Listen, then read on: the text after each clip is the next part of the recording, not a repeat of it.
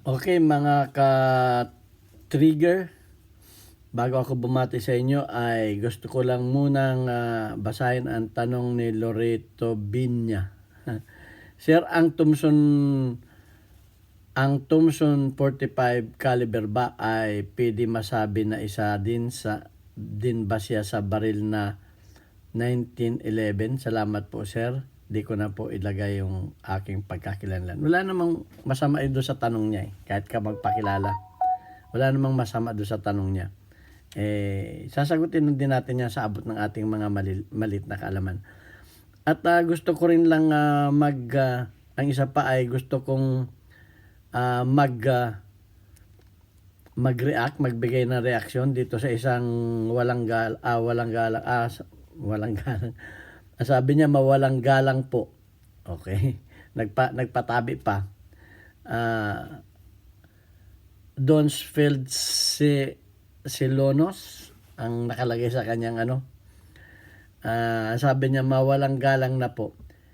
Hindi po 1911 ang ginamit para sa mga horamintado na mga muro. Ang ginamit po nila ay shotgun. Tumigil na po kayo sa pagbablog mo. Mali po yung impormasyon na sinasabi nyo. Bibigyan ko ito ng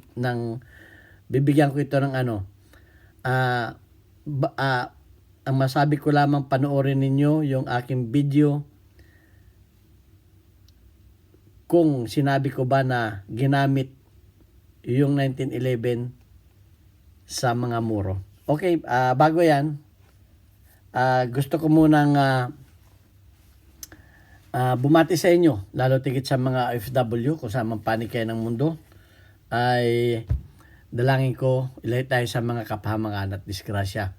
Lalo tigit ingatan natin ang ating mga sarili na tayo ay wag magkasakit sapagkat mahirap magkasakit. Ang OFW walang mag-alaga sa atin. Okay, kung saan man kapanig kayo ng mundo naroon, anumang oras dyan, isang mapagpalang araw ang pinaabot ko sa inyo.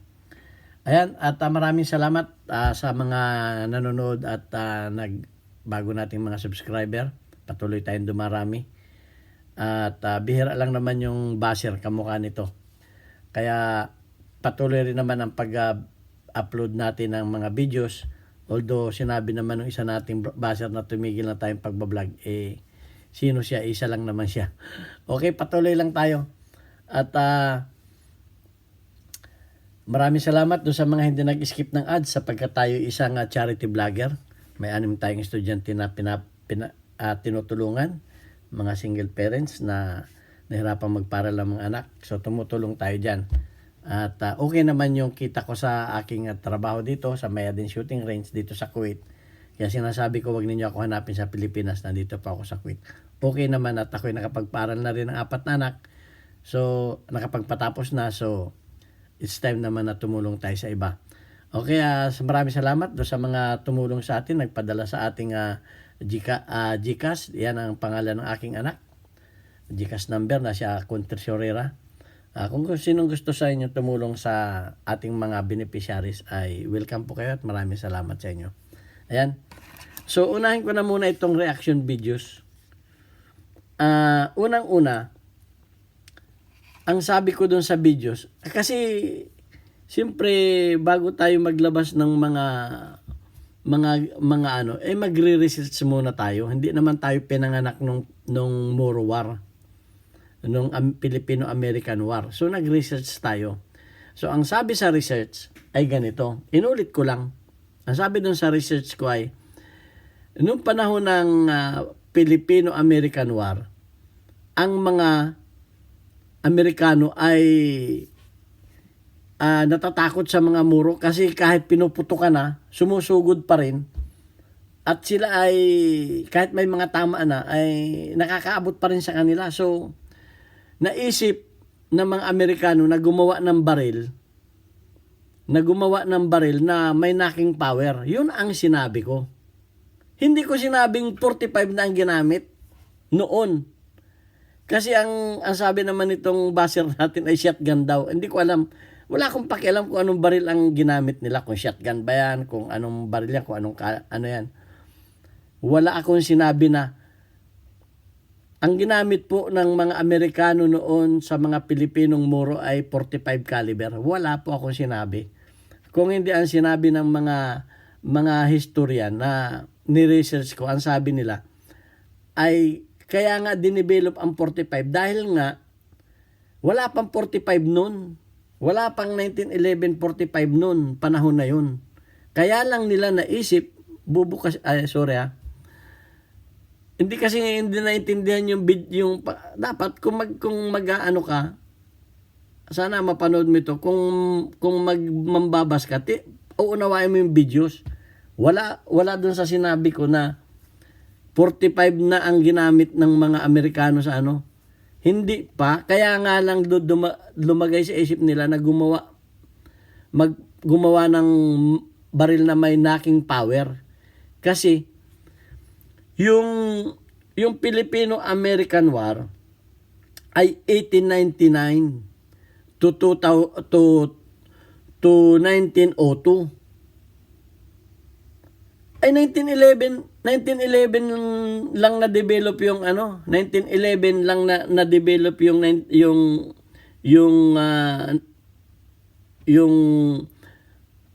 yung caliber 45 na Colt. 1911 lang na-develop. At ang sabi ko pa doon ay nung 1906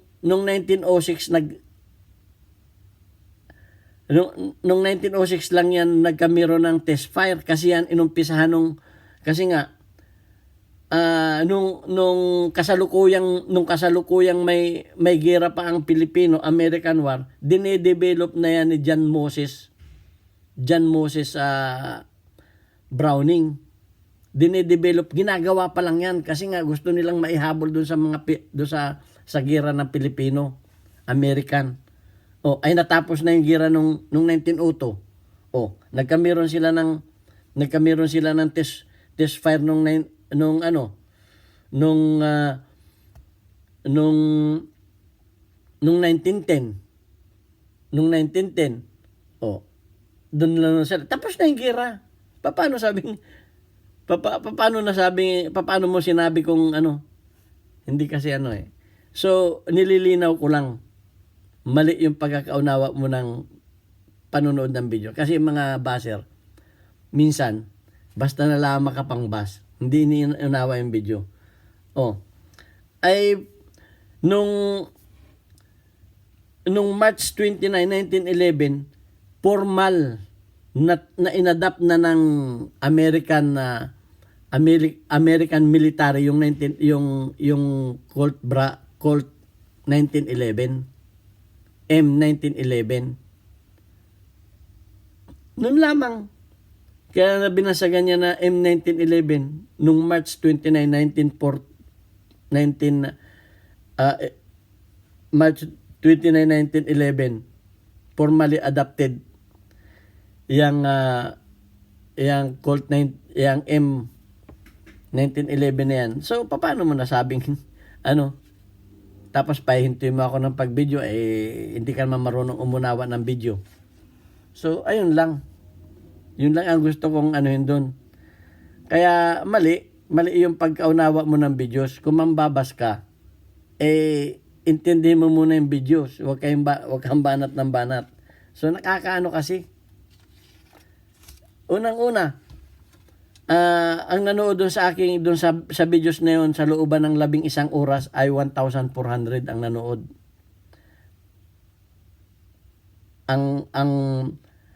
Nanood. At ang nag-thumbs up ay 98, ang comment ay 39. So ikaw lang ang magaling doon sa mga nanood na yon, ikaw lang. Ako, hindi ako magaling pero nagre-research ako bago ako bago ko ilabas yung aking mga videos. Pag hindi ko alam, nire-research ko din yan. Kasi hindi naman tayo ganong matalino Kinakailangan mag-research tayo. So, kung sa tingin mo ay mali yung sinabi ko, di mali din yung kinunang ko ng research. Mali din yun. Dahil hindi ko naman alam yung na yan, Paano ko malalaman yan? Hindi naman ako pinanganak nung panahon World War. Ganun lang yan. Nag-research ako. At kahit kayo mag-research, yun pa rin sinabi ko ang maano ninyo sa research. Kaya dinevelop yan dahil hindi nila mapatumbay yung mga Moro nung panahong gira. O di wala pang 45 nun. Wala pa. So, pumunta sila kay John Moses Browning. Nagpagawa sila ng ng may knocking power.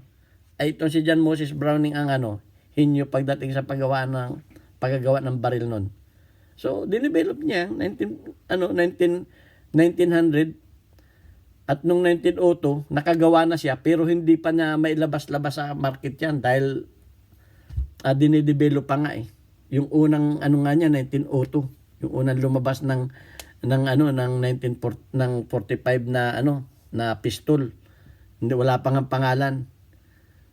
Hanggang sa na-develop na nila yan.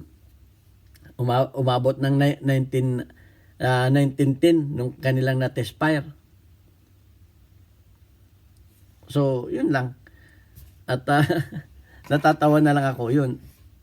Disclaimer lang do sa mga nilinaw ko lang ulit ito kasi baka meron pa rin hindi nakakaunawa. Okay? So, panoorin ninyo yung videos. Dalawa yung videos na ginawa ko dyan. Yung gaano katibay yung 1911 at saka yung paano mo malalaman, naka-upload na rin yung paano mo malalaman yung kailan ginawa yung baril mo sa pamamagitan ng serial number. Malalaman mo kung kailan ginawa. So, meron din akong videos niyan. Pero, ang sagot ko dyan, hindi mo talaga malalaman doon. Maliban lamang doon sa mga nauna na may mga pizza na nakalagay doon sa mga baril. O nagsimula sa number na 1911 plus, ganyan. 1911, 2, 1911, 3, 4, 5. Ganyan na ang mga lumabas dyan. So, hanggang sa umabot na yan ng 2.7 million na ang lumabas niya noong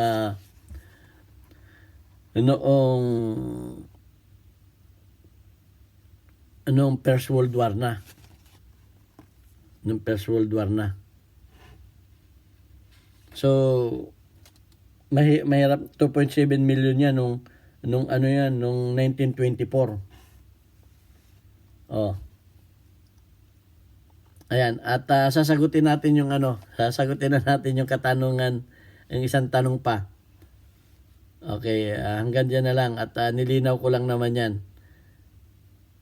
Sabi, Sir, ang Thompson 45 caliber ba ay pwede masabi din siya na baril na 1911? Salamat po, sir.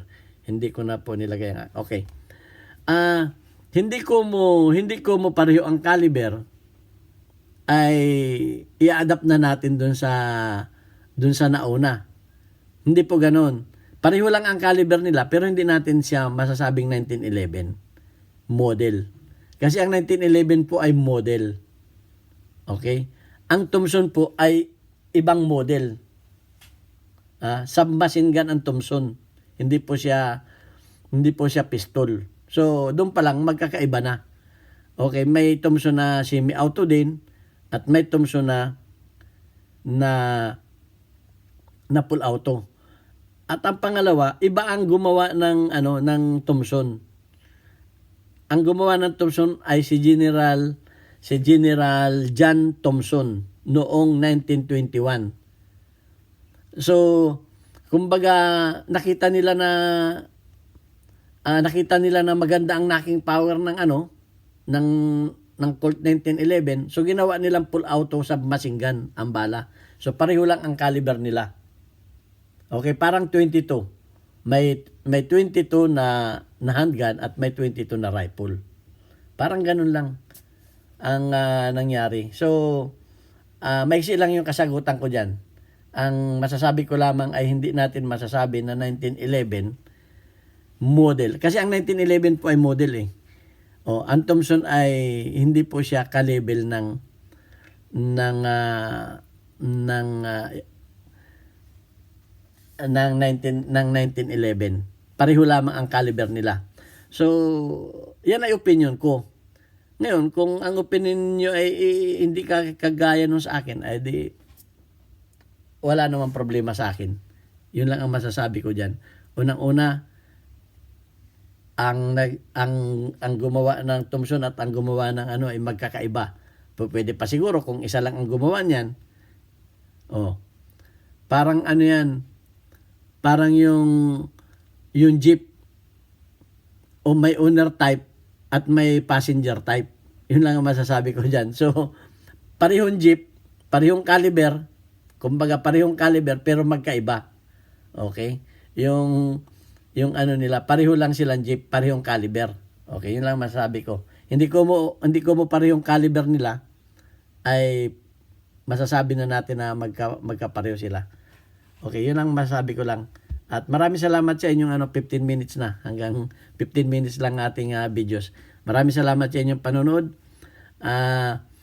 Kung ako ay kukurikin ninyo, pwede ninyo akong kurikin, pero wag ninyo akong pahintuin sapagkat nahiyang-hiya naman ako doon sa 31,539 natin na mahigit na 500 natin na na mga viewers ko ako pahintuin ninyo.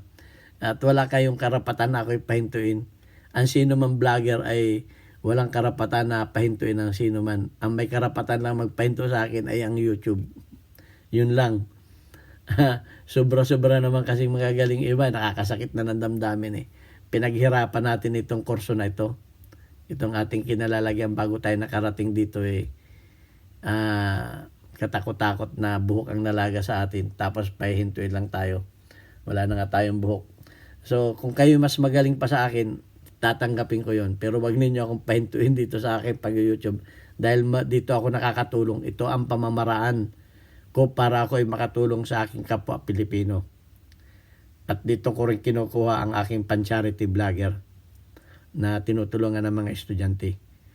Kaya walang sino man ang makakapagpahinto sa akin dito sabing dalawa na yung nagsabi sa akin na huminto na ako sa dahil hindi ako marunong. Kung mas marunong pa kayo sa akin, di gumawa kayo ng YouTube channel ninyo. At ako'y magsusubscribe sa inyo at baka matuto pa ako sa inyo. Yun lang yun. At maraming salamat sa aking mga 31,000 na mga subscriber at mga follower. At asahan ninyo na pagbubutihin ko pa para sa inyo. Ang aking mga videos ay hindi para sa mga magagaling na mga baser. Maraming salamat. Hanggang sa muli nating videos. Thank you very much.